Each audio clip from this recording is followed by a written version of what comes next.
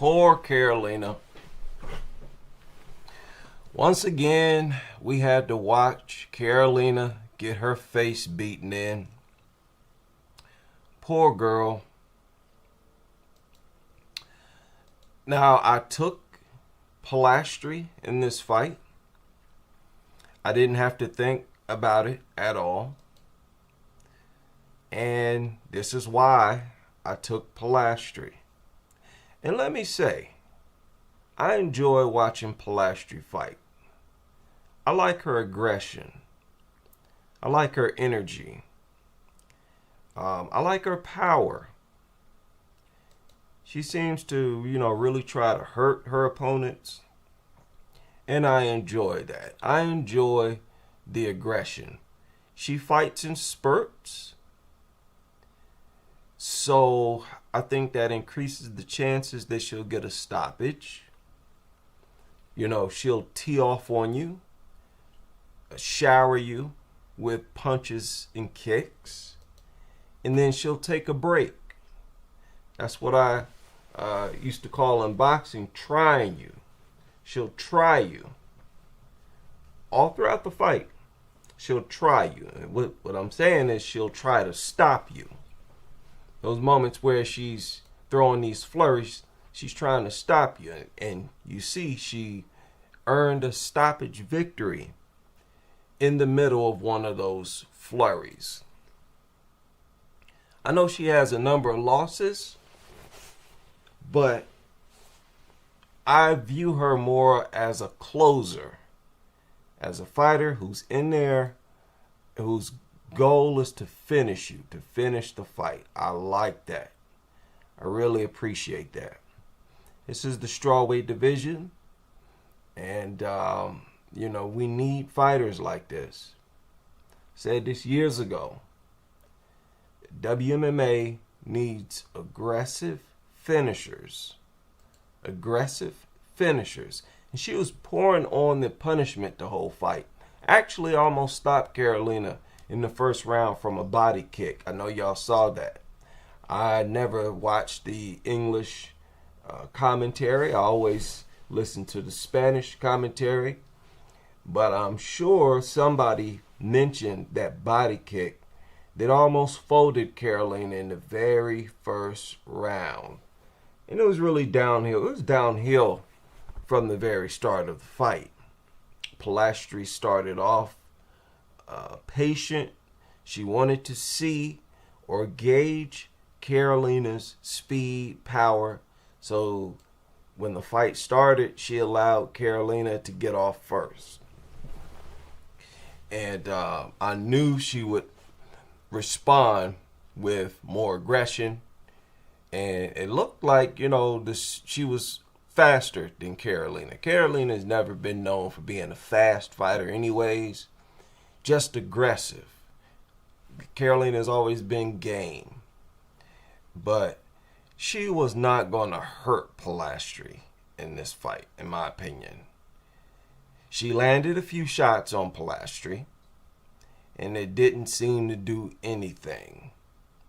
Pilastre was dead set on getting to Carolina and hurting her, landing her shots and hurting her.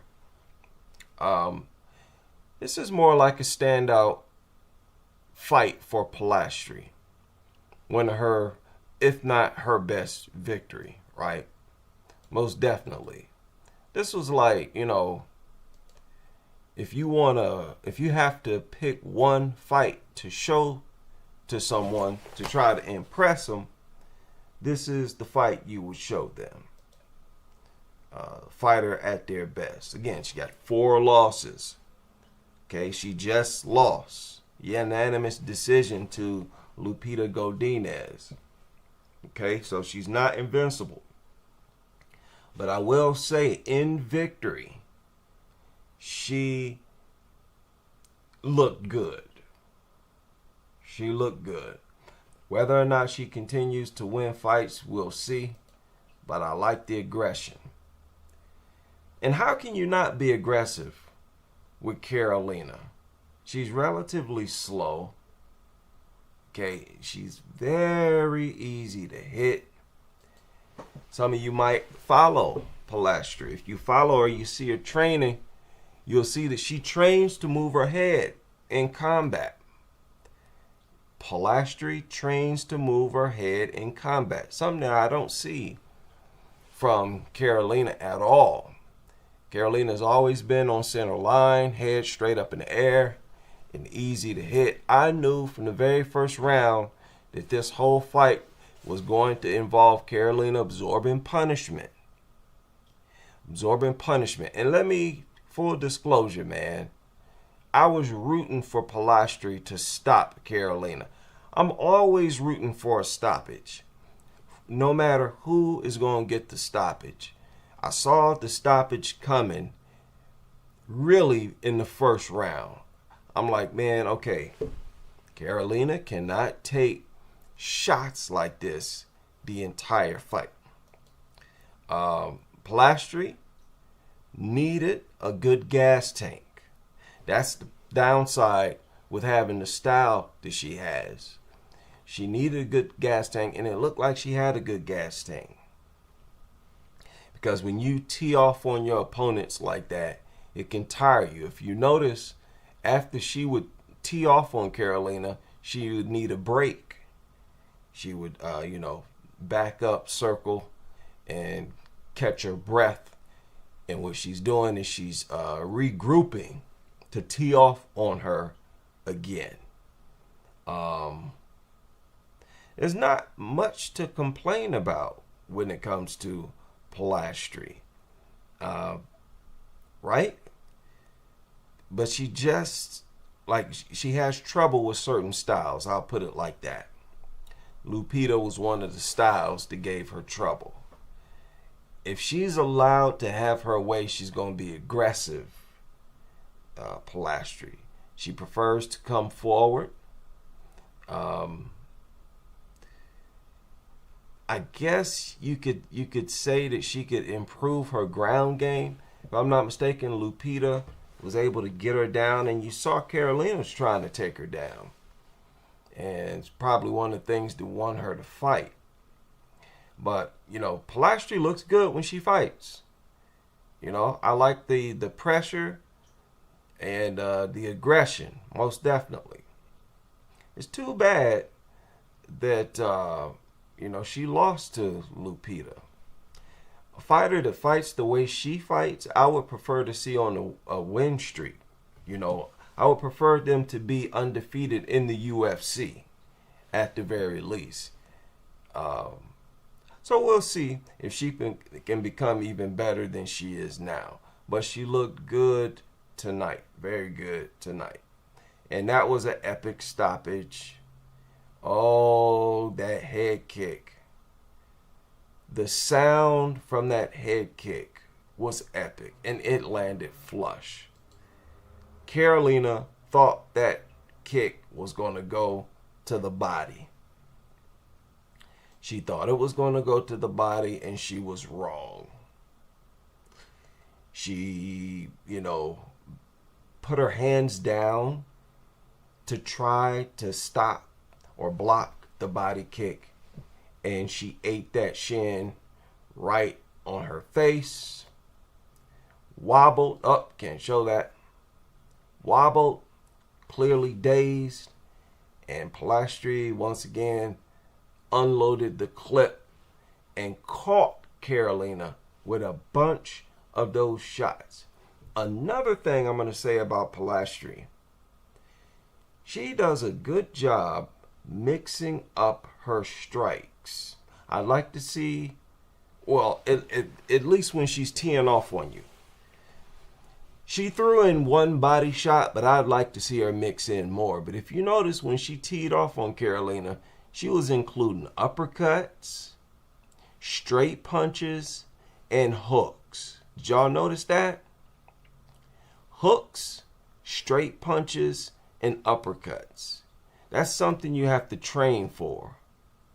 You have to train for that. Most girls have to train for it. Some people do that naturally, instinctively. But that is the best way to tee off on a fighter if that's what you want to do. Mix up your attack. Because when fighters are trying to defend themselves from shots, they are looking for a pattern. And they're either, a lot of times they're expecting hooks. They're expecting the punches to come from their left side and right side. So when they come up the middle, or they're coming like from an uppercut, it's like almost impossible to block them. And you saw Carolina's defense, if you even want to call it that, holding her hands up and all this kind of stuff, trying to block the shots from their exit point. No, you should have turtled up and covered yourself up to block where the shots were intended to land. She should have covered up her flipping face. She all got her hands out and, all this stuff and eating shot after shot after shot. Towards the end of that flurry that Julia unleashed on her, you saw Carolina getting punched in the mouth, square in the mouthpiece almost coming out. So she took a lot of flush shots after taking that flush kick to the face. And it sounded like something broke when she kicked her in the face. It was a loud smack or a crack. And isn't Carolina the fighter who already got a metal plate in her face? Carolina's 40 years old? That girl, and I've seen people already calling for her to retire, and count me in with that group. This girl needs to retire. Go ahead, retire. Do your OnlyFans thing. Don't she got OnlyFans popping off? OnlyFans or whatever. And a fighter like Carolina can easily get a commentary job. What does Joanna do for a living? I don't know what she does for a living, but she makes money. Joanna is still making money. Out doing commercials, little movies or whatever. She is always traveling. She is always going to every UFC event. Carolina, I think, is that type of fighter, girl. You don't need MMA no more. You got a metal plate in your face. You're old. Okay, you're very easy to hit. The only thing you're really doing now is taking damage, increasing the likelihood that you have some type of brain damage in your older years. She needs to hang them up. I expect to hear an announcement from her within the next few days. If she continues to fight, I'm going to facepalm. All right? I'm going to facepalm. Now the other fight, I want y'all to hear me good.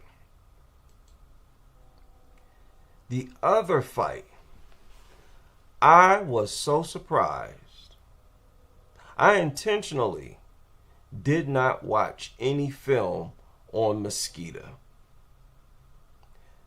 I made a point. I said, I'm not going to watch. I do that sometimes, as I've told y'all. And boy, was I happy that I didn't do any research. That was a pleasant introduction because I already don't like Alex Siva. Alex Siva, did y'all see at the beginning of the fight, or not the fight, the face-off, Alex Siva reached out her hand to shake Mosquito's hand, and Mosquito did not shake her hand, which was very smart and which proves Mosquito has watched a lot of film on Alex Siva, because Alex Siva did that to another opponent. And when that opponent reached their hand out to shake her hand, she sort of pulled back, slicked her hair back, started acting out. Alex Siva likes to act out for attention. She loves at other people's expense. She prefers to act out for attention, and she prefers it to be at other people's expense. And Mosquito wasn't going for it and just beat her bad in the fight. She was trying to end this girl's career. She was trying to take Alex Siva's soul right there in the cage with those what is it, 12-6 elbows. She was coming straight down. She was out for blood. In that first round, when she had Alexieva, and the takedown, I'm telling you, I didn't watch no film on Mosquita. And when I saw that first takedown, I was like, whoa. I could tell that she was highly skilled just by watching that, looking at that takedown, how assertive she was getting that takedown. Turns out she's won multiple BJJ titles. She's a black belt and all of that. Okay. A lot of accolades in BJJ, and I can tell just from that first takedown. I'm telling you, most girls, they struggle for them type of takedown. Not with her. Boop. She got that takedown like it wasn't nothing, and she was immediately in full mount. Alexieva couldn't do nothing. Now, when she took her down that first time, started beating on her, I couldn't even tell where Alexieva was bleeding from. It looked like she was bleeding from the eyes almost. I'm like, man, she's about to kill this girl.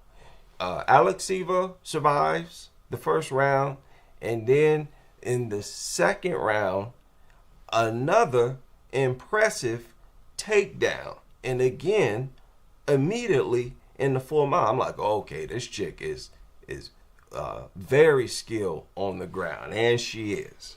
Very skilled on the ground. Looking at the fight, I could tell that she could polish up her striking. Her straight right hand almost looks like a overhand hook type of punch. I can tell that she's not the best striker, put it like that. I think I watched one of her older fights too, where she sort of got wobbled as she was coming in, going for a takedown. But she's undefeated. She's undefeated, won all of her fights by stoppage, if I'm not mistaken. Right? I think she's won all of her fights by stoppage. And she's only had like 6 or 7 fights so far, so she's just getting started. But I'm telling you, man, she has assertive takedown skills. She is not one of those fighters that's struggling, being awkward, and having all these failures to achieve the takedown. I need to watch a lot more film on her, obviously. But if she is able to get full mount that easily and that fast with the majority of her band, these girls going to be in all kinds of trouble. And this is at bantamweight. So this is potential competition for Kayla Harrison if Mosquita can work her way up through the rankings. And, thankfully, this is the bantamweight division. Hopefully, she can continue to look impressive like this, get these kinds of stoppages, and be as effective on the ground as she was. A lot of fans prefer striking. But if you can build a reputation of inflicting this kind of punishment when you get your opponent down, you are just as entertaining as a grappler, wrestler, BJJ practitioner.